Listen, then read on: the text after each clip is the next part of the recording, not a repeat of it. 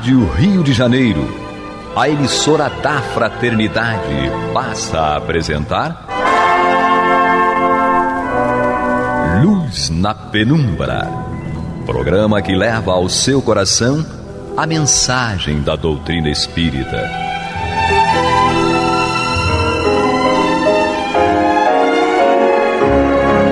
E com vocês, Henrique Parente, para o estudo de obras póstumas. Querido amigo ouvinte, que a paz de Deus, nosso Senhor Jesus Cristo, estejam conosco aqui nesse momento, em todos os momentos da nossa vida. Eu me chamo Carlos Henrique Parente e esse é o programa Luz na Penumbra, onde aqui estudamos o livro Obras Póstumas. Estamos aqui passeando por esse livro incrível, nosso querido Allan Kardec, pois depois de 21 anos da sua desencarnação, chegou às mãos de todas aquelas pessoas que se interessam por esses assuntos, textos assim inéditos do nosso querido codificador, organizados pela sua esposa e pelo seu Lemarie e publicados, onde as pessoas tiveram contato com uma intenção de aprofundamento de determinados pontos da doutrina de Kardec, assim procura realizar, repisando assuntos e outras questões que envolvem a pessoalidade de Kardec, a relação com os espíritos, e que Kardec, nesse caso, como eu sempre digo aqui, não publicaria esses textos. Mas como ele já havia desencarnado já há vários anos, né, a sua esposa, a Doce Gabi, como assim ele chamava, ela resolveu publicar junto com o auxílio do senhor Lemarie. Então, nós estamos aqui estudando o livro Obras Póstumas e estamos na parte ainda, que é um texto relativamente longo, mas muito interessante, estudando a parte referente à teoria do belo, onde Kardec se baseia numa obra de um escritor chamado Charles Richard, cujo título é As Revoluções Inevitáveis do Globo e na Humanidade. E aqui temos visto aqui ao longo de alguns programas, né, a evolução desses conceitos, segundo o Charles Richard, que tem aí o apoio em termos de conceitos de Allan Kardec, senão não estaria aqui esse texto. E é muito curioso a maneira como é processada a percepção, a importância e as relações do ser humano com essa questão da teoria do belo, o quanto isso vai desenvolvendo, onde a gente vai percebendo, né, coisas e nuances que a gente antes às vezes não tinha. Pelo menos muitos de nós não tínhamos essa clareza a respeito de temas como esse. Nós paramos aqui numa parte muito interessante em que, inclusive, o tradutor e revisor, eles fazem um comentário, uma notinha aqui, considerável, do nosso querido José Herculano Pires, que vale a pena a gente retomar aqui, falamos no último programa, e além de um trechinho anterior, para darmos seguimento aí, e já nos aproximando já do término, né, desse estudo. Mas ainda vamos levar um pouquinho, né, um ou dois programas falando ainda a respeito disso aí. E à medida que a pessoa, o espírito no caso, evolui, há também uma mudança na estrutura da própria configuração do corpo, por conta dessa relação do espírito na busca daquilo que é superior. É mais ou menos o que a gente viu, né, na vez passada, e eu vou retomar aqui um pedacinho, onde o texto que Kardec reproduz diz assim: a perfeição da forma é, assim, a consequência da perfeição do espírito, podendo-se concluir que o ideal da forma deve ser a que reveste o espírito no estado de pureza, a que imaginam os poetas e os verdadeiros artistas, porque penetram pelo pensamento nos mundos superiores. Interessante essa apreciação, em que aqui Kardec já está fazendo comentário, né, a respeito disso aí, das ideias do Charles Richard. E bacana a gente ter, com o pensamento espírita, essa referência daquilo que é superior, na busca do que é superior. Não é menosprezando as coisas materiais e tudo que envolve, mas apenas percebendo que há uma consequência, percebendo que há uma transformação, uma mudança natural, onde o espírito, à medida que ele vai amadurecendo, ele vai se interessando e se aproximando daquilo que é superior. É claro que no processo evolutivo, o espírito ele necessita de estímulo, e esse estímulo vem do plano espiritual superior, onde encarnam no planeta pessoas que trazem variadas circunstâncias, desde das formas de beleza a também as formas da beleza, não digo em relação ao corpo, né? Mas também as formas de beleza em relação a várias outras circunstâncias. A música, por exemplo.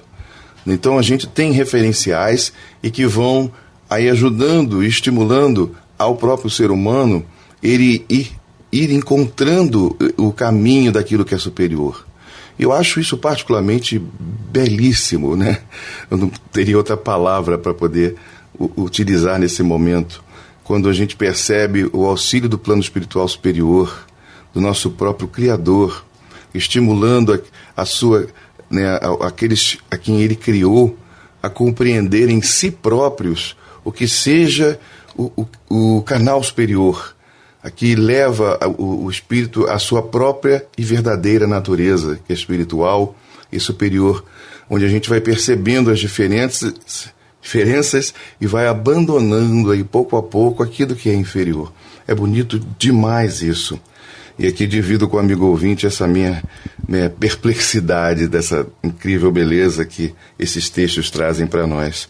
Na nota, aqui o Herculano Pires diz o seguinte: Kardec toca neste momento, ao comentar rapidamente o notável artigo de Charles Richard, o ponto central da estética espírita. 2 pontos. Ou seja, a relação essencial da beleza com a perfectibilidade moral, que é mais ou menos o que a gente estava comentando agora. Os teóricos da estética contemporânea, diz Herculano, orientados pelo superficialismo materialista, chegaram a formular um conceito estético inteiramente livre de qualquer implicação moral. Se esse conceito pode sustentar-se, mal ou bem, no plano teórico, talvez os sofismas da lógica formal, já o mesmo não acontece quando apelamos à prática da investigação histórica. E aqui ele estabelece um senso de comparação, aquilo que o homem procura formular, destacando ou, né, afastando, né, esse conceito da forma dessas questões de ordem moral, como se fosse a matéria ditando as coisas, né? Mais ou menos isso aí que o Herculano está chamando nossa atenção.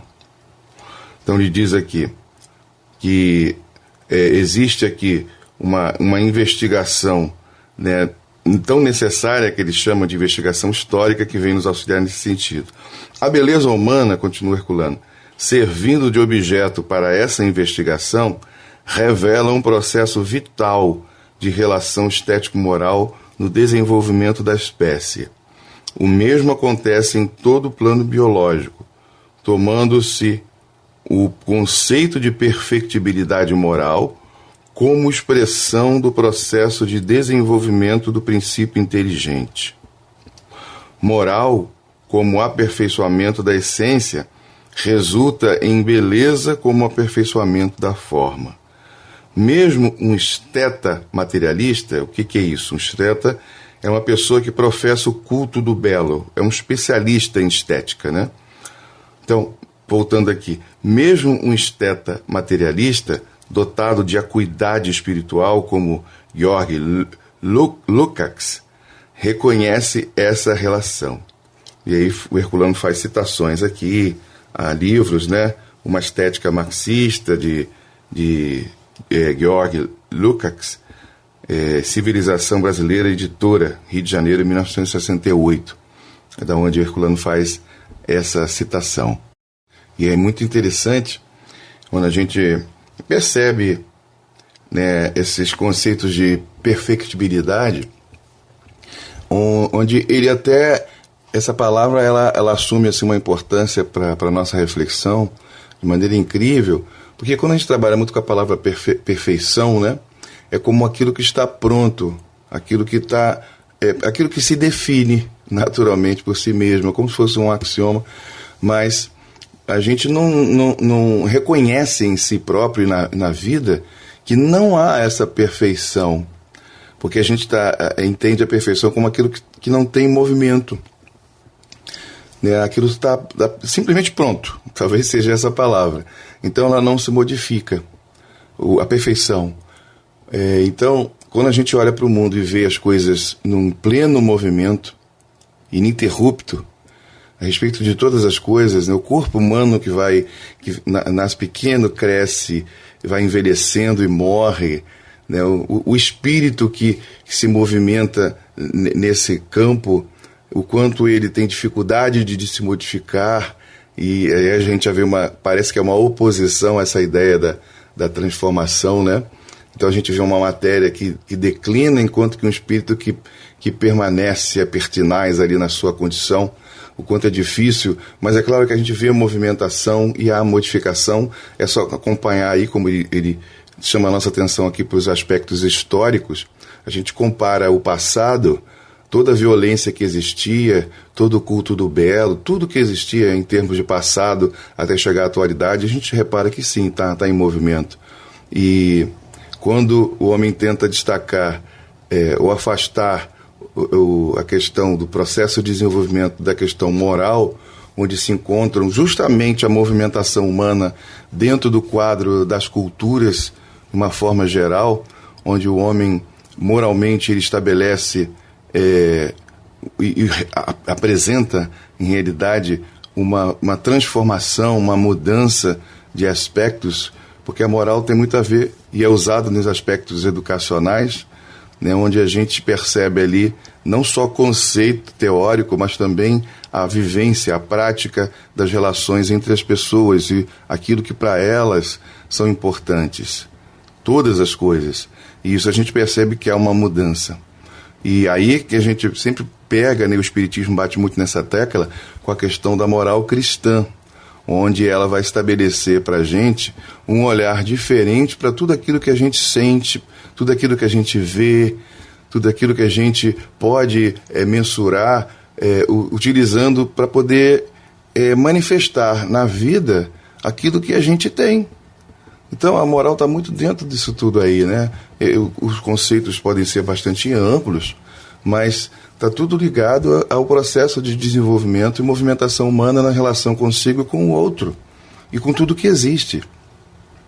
Então é importante a gente perceber, né, o quanto falar e pensar sobre moral é muito significativo para todos nós, para que a gente entenda o que está acontecendo com o mundo hoje, não só na questão do passado, mas na atualidade, todas as dificuldades humanas, tudo que o homem tem conquistado na tecnologia, né, onde a gente construi aparatos e aparelhos, né, a inteligência artificial, aí o medo que isso causa, parece que isso vai gerar um problema, como naqueles filmes, né, de Exterminador do Futuro, Matrix e outras coisas mais aí que as máquinas vão dominar, etc e tal, mas não é essa a ideia. Isso aí é a fantasia humana dos construtores de filmes e de livros, muitas vezes, que absorvem e materializam demais a questão.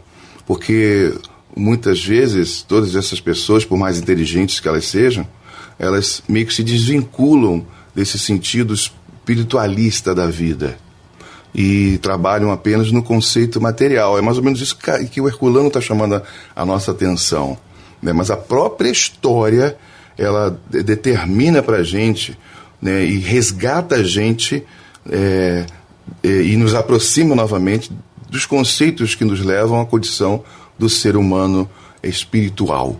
Então é muito bom a gente passear por essas ideias e perceber o quanto existe aí. Então vamos voltar agora para o texto, né, no dia de hoje, já que fizemos essa introdução, e hoje mais voltada, né, especificamente da última coisa que nós trabalhamos, para ir um pouquinho mais avante. Então continua aqui o texto do Kardec nos seus comentários. Diz-se há muito tempo que que o rosto é o espelho da alma. Esta verdade, tornada axiomática, explica o fato vulgar, ou seja, o fato comum, de desaparecerem certas fealdades ao reflexo das qualidades morais do espírito e a preferência, muitas vezes, de uma pessoa feia, dotada de eminentes qualidades. A questão que não tem senão a beleza plástica é que essa fealdade não consiste senão nas irregularidades da forma e não exclui a delicadeza dos traços, necessária à expressão dos sentimentos delicados. E aqui Kardec, ele comenta, de forma muito curiosa essa questão, que às vezes a pessoa que tem traços que não são tão belos, esses traços ficam até em segundo plano quando o espírito reflete um pouco da sua beleza, da sua própria natureza mais aperfeiçoada. A matéria não vai embotar totalmente isso aí, mesmo que a pessoa não tenha traços de forma extremamente bela, como coloca aqui. O Herculano Pires, ele comenta aqui, através de uma outra nota, uma coisa muito interessante. Diz o Herculano: esta observação de Kardec explica o engano dos que pretendem a separação absoluta de ética e estética. As irregularidades da forma, decorrentes das imperfeições da matéria, não permitem a manifestação plena da perfeição do espírito. Mas essa perfeição se reflete na delicadeza dos traços. É muito bacana você ver isso, que os traços, aquilo que vem da alma, e acabam suplantando a imperfeição da forma. A pureza do conceito, diz Herculano aqui, segundo a estética idealista alemã, transparece na impureza do objeto, que é a nota aqui do Herculano. Ou seja, aqui o Herculano está fazendo referência àqueles princípios nazistas, de perfeição através de traços físicos, que é uma coisa que surgiu, uma coisa extremamente infeliz, você querer nivelar uma população e colocá-la como superior, suplantando todas as outras através de traços fisionômicos. Infelizmente, isso ainda existe até uma espécie de uma recrudescência, um crescimento ainda de conceitos assim na atualidade, onde a forma ela toma o lugar que na verdade não lhe cabe, o interesse das pessoas em relação à aparência no sentido absoluto, onde aquilo ali é tudo, e elas estão transformando os seus corpos e os seus rostos através de muitas coisas. Está além da questão de você corrigir algumas falhas da natureza, digamos assim, se podemos usar essa expressão, onde você entende que ficaria melhor isso, melhor aquilo. Então aqui eu estabeleço e me permito fazer uma pequena crítica, um comentário crítico nesse sentido, mas vinculado aos valores que o ser humano tem realizado, tem feito em relação à vida, a forma, e também utilizando-se na atualidade das técnicas possíveis para alcançar determinados objetivos, e muitas vezes se expõe ao oposto, expõe a própria vida, e muitos, tem acontecido por aí, morrem por causa disso aí, porque e aí a gente vê o quanto aquele princípio que o Herculano fala aqui, num sentido de equívoco, da influência da estética alemã, mas naquele sentido nazista, ela permanece na humanidade. Não está só dentro do grupo específico, mas ela tomou um lastro no meio da humanidade, onde as pessoas estão perdendo o sentido, o sentido lógico das coisas e indo para os exageros, e não conseguem enxergar. Talvez um conceito de Narciso aí esteja implícito, ou para mim, pelo menos, quase explícito, na maneira do julgar das pessoas. No mito de Narciso, para quem não conhece, né? Lá na mitologia grega, daquele ser que ficava se contemplando no espelho do lago, a ponto de acabar caindo. Ele não sabia nadar, caiu dentro do lago, de tanto procurar se aproximar para enxergar melhor a beleza do seu rosto, ele acabou caindo no lago e morreu afogado.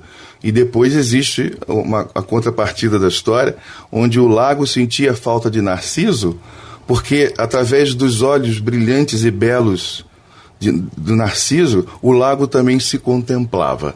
Então, esse conceito, né, do alto valor e da beleza que atribuímos a nós próprios, ela, na verdade, são valores que vêm da alma, só que a gente está tudo voltado para o corpo. Todos nós estamos ainda numa situação de materialidade.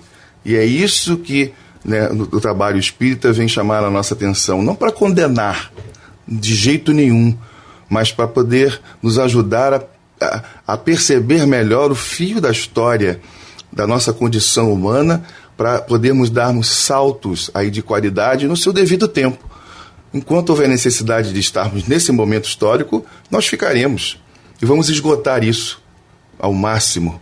E depois a gente vai, naturalmente, passar para outra condição. Isso é o bacana do processo evolutivo. Elas nos dá essa possibilidade, né? Mas vamos um pouquinho mais do texto, antes que nosso tempo acabe. Do que, diz Kardec, do que precede, pode concluir-se que a beleza real consiste na forma que mais se afasta da animalidade e melhor reflete a superioridade intelectual e moral do espírito, que é o ser principal, influindo o moral sobre o físico, que ele apropria as suas necessidades físicas e morais. Segue-se que, primeiro, o tipo de beleza consiste na forma mais apropriada a exprimir as mais elevadas qualidades intelectuais e morais. E segundo, à medida que o homem se eleva moralmente, o seu invólucro se aproxima do ideal da beleza, que é a beleza angélica.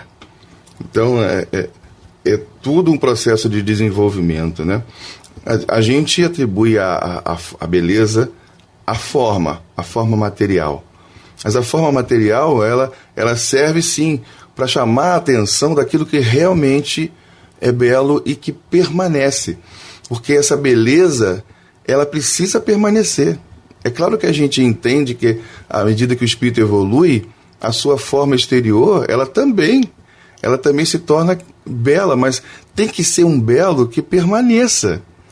E não que fique sujeito às mudanças da vida, às condições. A gente sofre um acidente, às vezes nasce belo corporalmente, sofre um acidente e fica todo transfigurado, né? O rosto fica feio, o corpo, né? E assim por diante, não querendo aqui tornar uma situação, né, desses comentários num quadro pejorativo, indo para isso ou para aquilo, mas apenas fazendo essa comparação daquilo que seria realmente uma beleza, em que vai configurar no espírito encarnado a real beleza que faz com que ele apresente a sua natureza, que é a natureza de filho de Deus.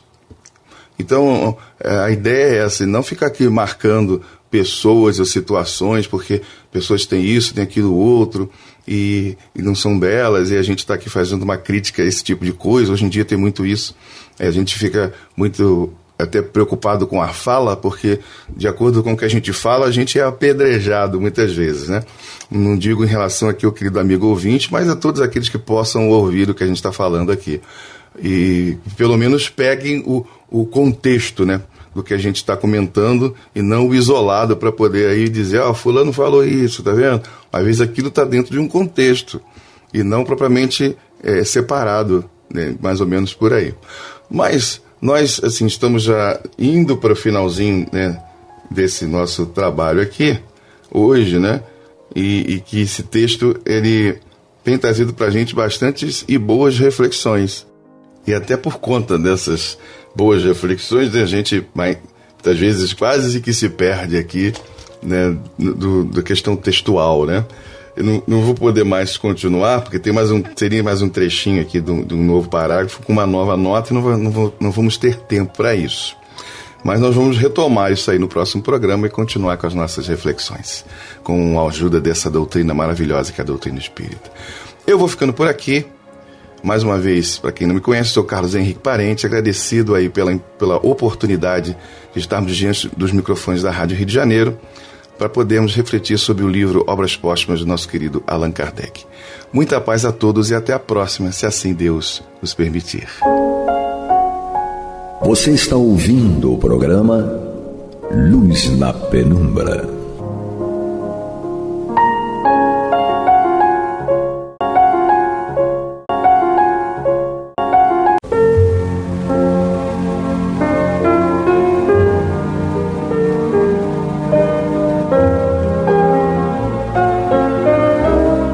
A Rádio Rio de Janeiro está levando ao seu lar e ao seu coração a mensagem consoladora da doutrina espírita, através do programa Luz na Penumbra.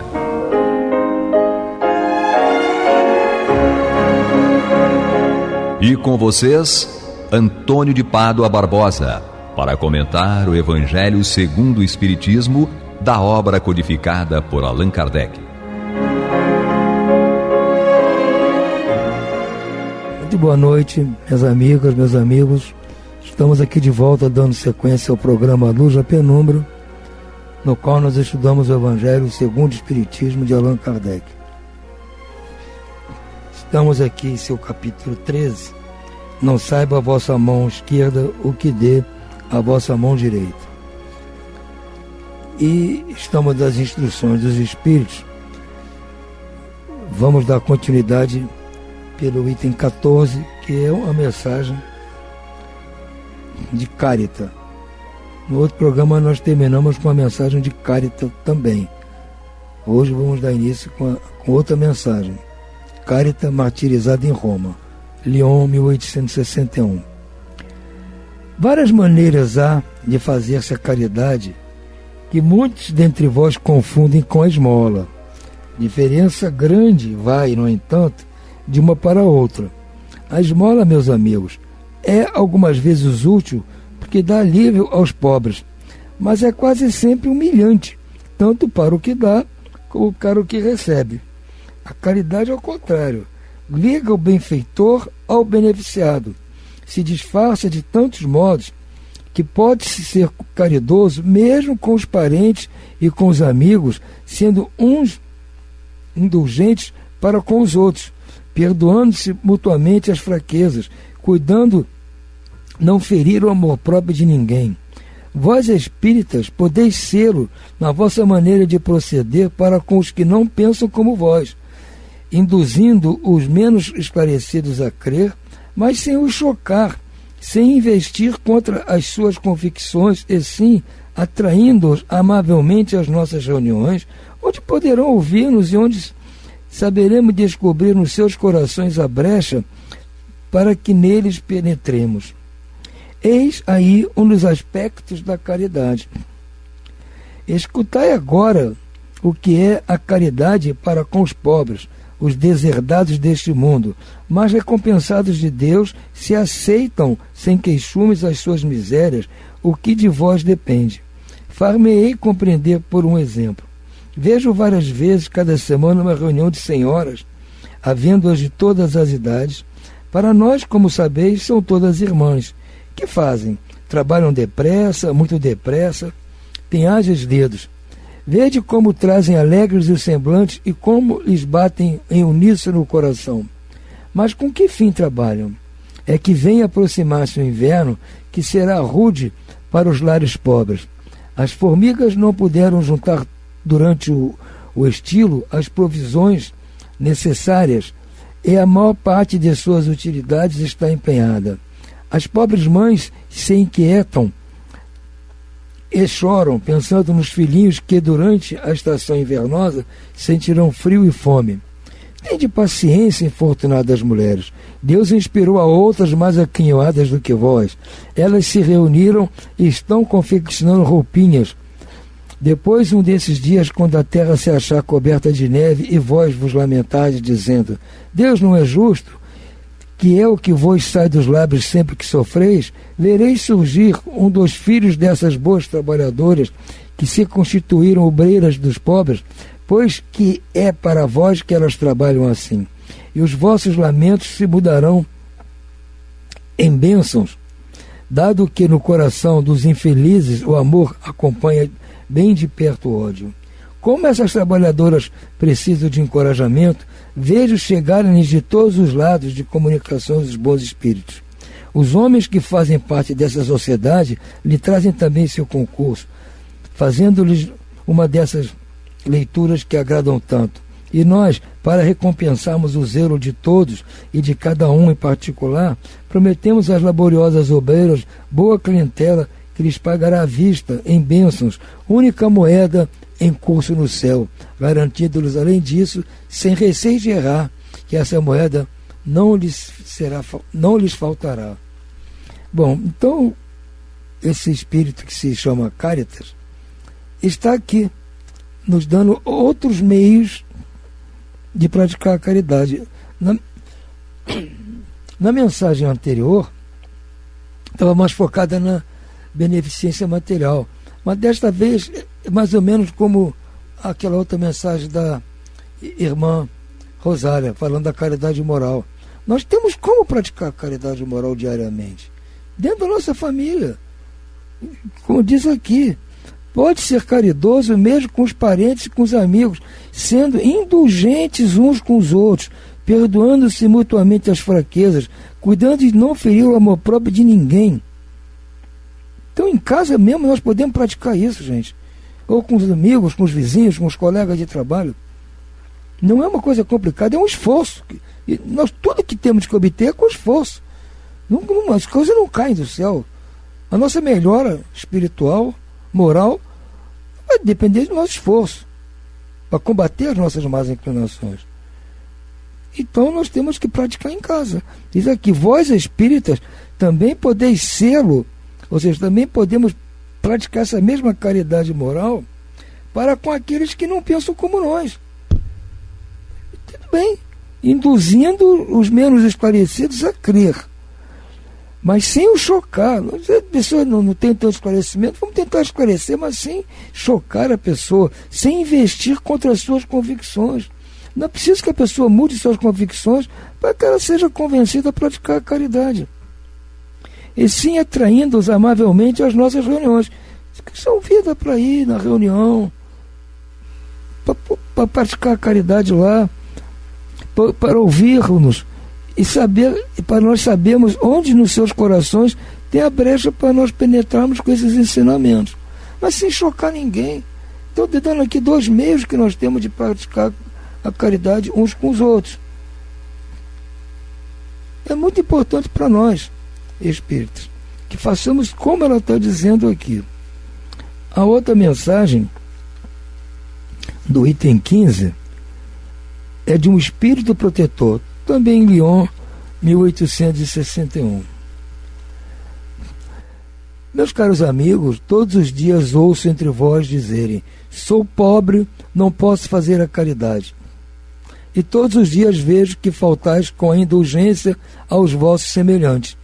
Nada lhes perdoais e vos arvorais em juízos muitas vezes severos, sem querer saber se ficariais satisfeitos que do mesmo modo procedessem convosco. Não é também caridade a indulgência? Vós que apenas podeis fazer a caridade praticando a indulgência, fazei-a assim, mas fazei-a largamente. Pelo que toca à caridade material, vou contar-vos uma história do outro mundo. Antes de ler a história dela aqui, é bom que a gente saiba o que ela está falando sobre a indulgência. Sou pobre, não pode praticar a caridade. Talvez não possa praticar a caridade material, mas a indulgência pode.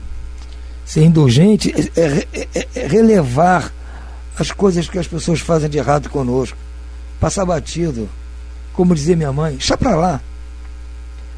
Isso é ser indulgente. E tudo isso nós podemos praticar, gente. Claro que se podemos ajudar as pessoas necessitadas coisas materiais, tudo bem, mas se não podemos, já agimos assim uns com os outros, como disse na mensagem anterior de Caritas, com nossos familiares, sermos indulgentes uns com os outros, já está de muito bom tamanho. Então ela diz assim: 2 homens acabaram de morrer, dissera a Deus, enquanto esses 2 homens viveram, deitar-se-ão em sacos diferentes as boas ações de cada um deles, para que, por ocasião de sua morte, sejam pesados. Quando ambos chegaram aos últimos momentos, mandou Deus que lhe trouxesse os 2 sacos. Um estava cheio, volumoso, atochado, e nele ressoava o metal que o enchia. O outro era pequenino e tão vazio que se podiam contar as moedas que continha. Este é o meu, disse um, reconhecendo-o. Fui rico e dei muito. Este é o meu, disse o outro. Sempre fui pobre, quase nada tinha para repartir.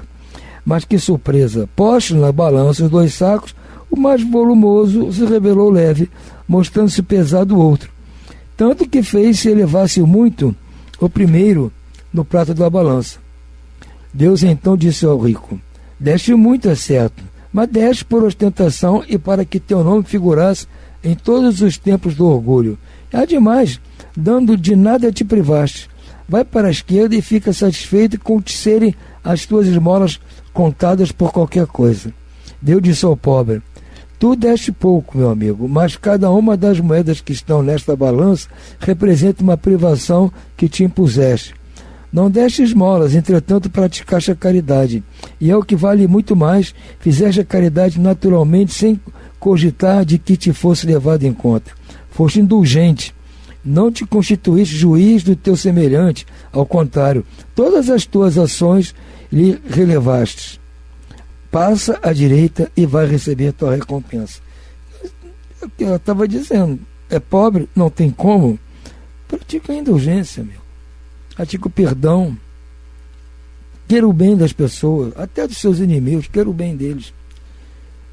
E nós estaremos fazendo muito, gente, que vai dar uma aliviada assim, na vibração do ambiente e vai fazer as pessoas que estarem com necessidade, às vezes, terem mais capacidade de se livrar dos seus problemas, só com essa vibração que nós possamos emitir. Essa mensagem foi do Espírito Protetor em Lyon, 1861. Agora nós vamos ter outra mensagem de João, em Bordeaux, 1861 também. Nos diz ele assim: a mulher rica, venturosa, que não precisa empregar o tempo nos trabalhos de sua casa, não poderá consagrar algumas horas a trabalhos úteis aos seus semelhantes? Compre com o que lhe sobra dos prazeres agasalhos para o desgraçado que tirita de frio. Confeccione com as suas mãos delicadas roupas grosseiras mais quentes. Auxiliam a mãe a cobrir o filho que vai nascer. Se por isso seu filho ficar com algumas rendas a menos, o do pobre poderá ter mais com que se aqueça. Trabalhar para os pobres é trabalhar na vinha do Senhor. E tu, pobre operária, que não tens supérfluo, mas que cheia de amor aos teus irmãos, também queres dar do pouco com que contas. Dá algumas horas do teu dia, do teu tempo, o único tesouro que possuís. Faz algum desses trabalhos elegantes que tentam os felizes. Vende o produto dos teus serões e poderás igualmente oferecer aos teus irmãos a tua parte de auxílios. Terás talvez algumas fitas a menos, darás porém calçado a um que anda descalço.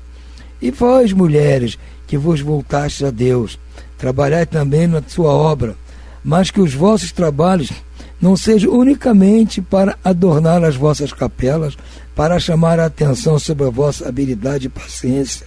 Trabalhai, minhas filhas, e o que o produto de vossas obras se destine a socorrer os vossos irmãos em Deus. Os pobres são filhos bem-amados. Trabalhar para eles é glorificá-lo. Cede-lhes a providência que diz: aos pássaros do céu dá Deus o alimento. Mudem-se o ouro e a prata para que se tecem as vossas mãos em roupas, alimentos para os que não os têm. Fazei isso e abençoado será o vosso trabalho.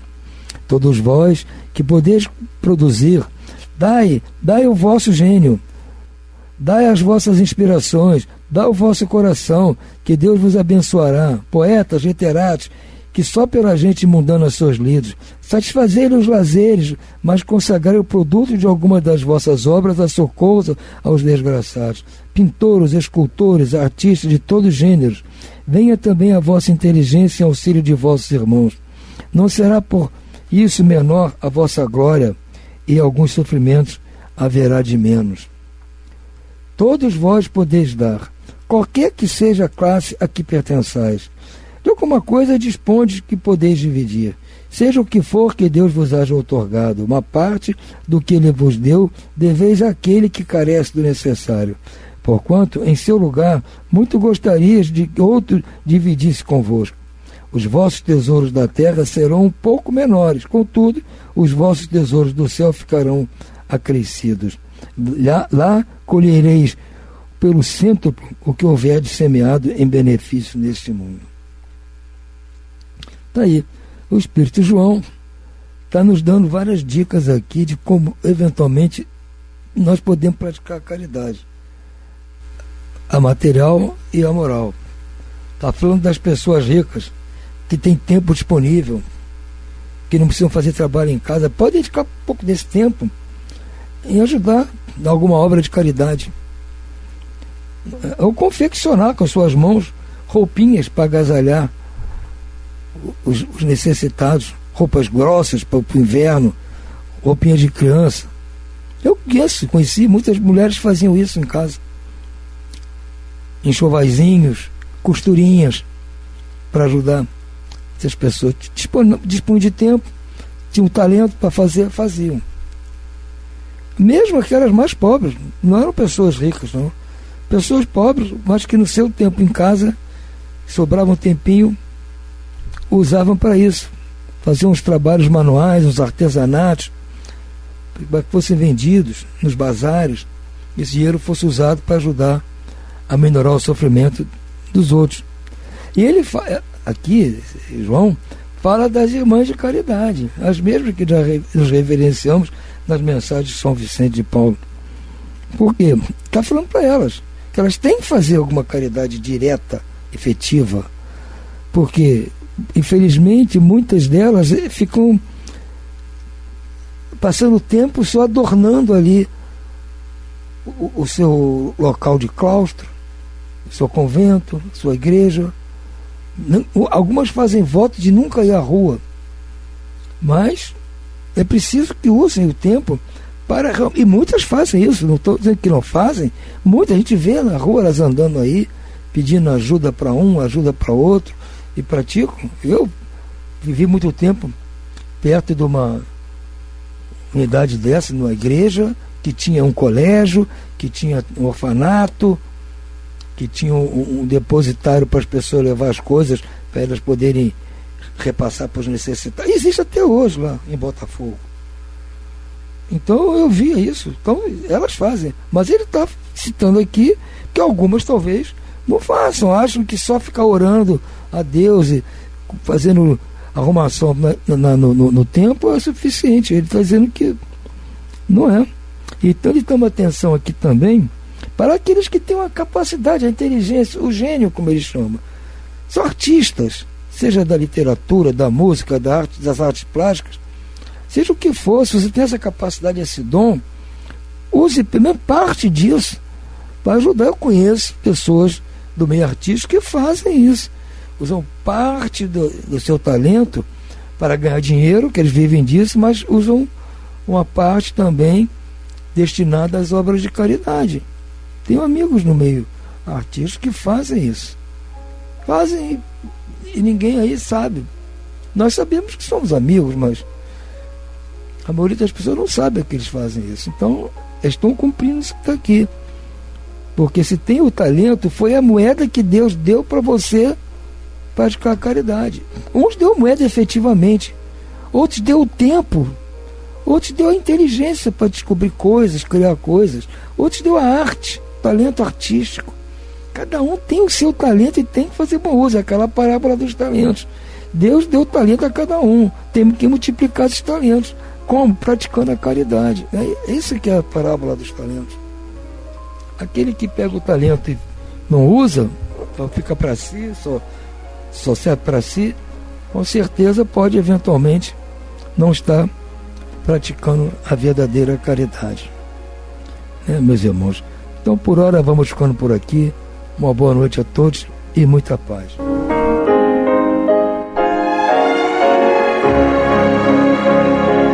E vamos ouvir agora a prece de encerramento de nosso programa, na voz de Geraldo de Aquino. Jesus, dá-nos coragem para a luta, piedade para os insultos e misericórdia para as injustiças e ingratidões.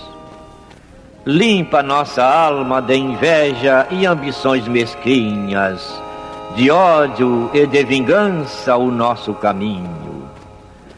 E que dentro em pouco, ao recolher-nos de novo ao calor do nosso leito, para que o sono nos dê a paz e o esquecimento das tristezas humanas, possamos sentir, Senhor, no mais íntimo de nosso ser, a doçura indefinível do Teu amor e a grandeza incomparável da Tua divina presença.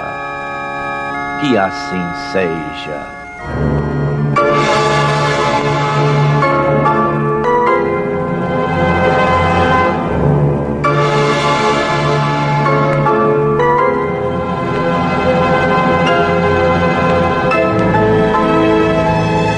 Acabamos de apresentar o programa Luz na Penumbra, que voltará a ser apresentado amanhã às 21 horas nesta emissora.